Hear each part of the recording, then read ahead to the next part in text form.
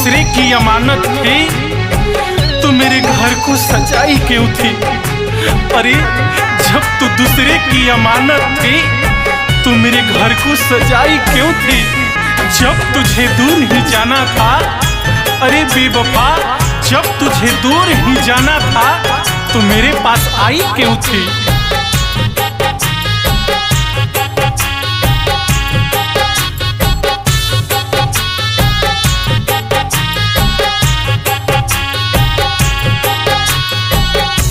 धोखा दे के गइल बाड़ी हो,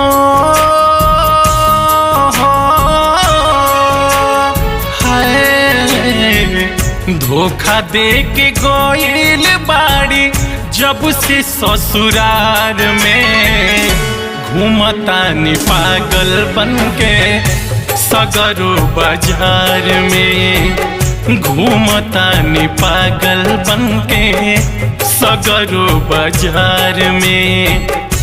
पत्थर हो गइल अखिया उनके इंतजार में, घूमतानी पागल बनके सगरो बाजार में, घूमतानी पागल बनके सगरो बाजार में।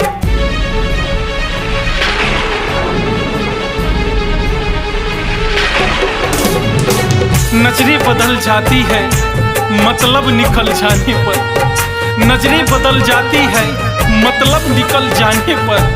नया मिलता है तो कोई देखता नहीं है पुराने पर। हमें तो घुट घुट कर जीने की आदत हो गई है, अरे हमें तो घुट घुट कर जीने की आदत हो गई है। डर है कहीं तू न चल जाए पागल खाने पर। साथ जिए के जे कइले रही वादा,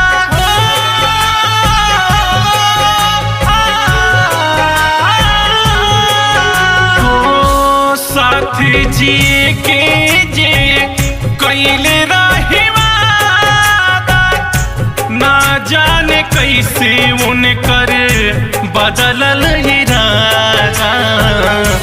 हाथ धके छोड़ देली बीच मझधार में, घूमतानी पागल बनके सगरो बाजार में, घूमतानी पागल बनके सगरो बाजार में।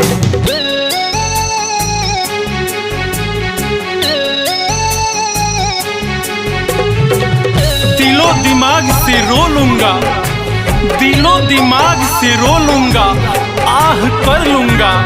तुम्हारे इश्क में कुछ भी गुनाह कर लूंगा। अगर तू ना मिली तो, अगर तू ना मिली तो तुम्हारी सर की कसम मैं अपनी सारी जवानी तबाह कर लूंगा।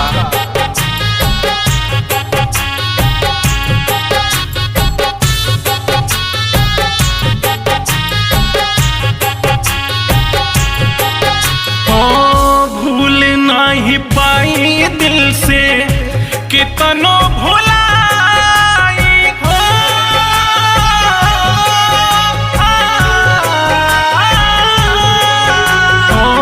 भूल नहीं पाई दिल से कितनो भुलाई।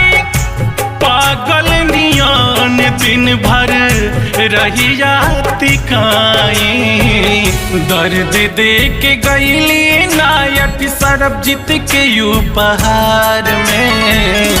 घूमतानी पागल बनके सगरो बाजार में, घूमतानी पागल बनके सगरो बाजार में।